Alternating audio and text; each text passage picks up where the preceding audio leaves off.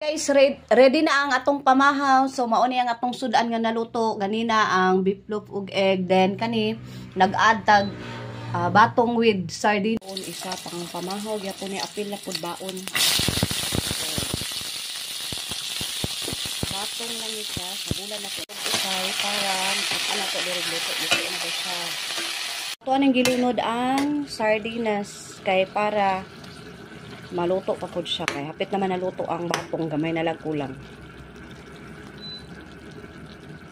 Ito siyang takluban hangtod mahubas-hubas siya. So, luto na siya, ato na siyang haunon kay tama na sad ang timpla. Ito na itong sudan, beef loaf o itlog gisagol. So mauna ni atong sudan then napatay lutoon isa. Guys, ready na ang atong pamahaw. So mao ni ang atong sudan nga naluto ganina ang beef loaf ug egg. Then kani nag-add tag batong with sardinas. So mga una ta din na prepare na pud ang baon kay mo trabaho man ta. So mga unta guys, pamahaw.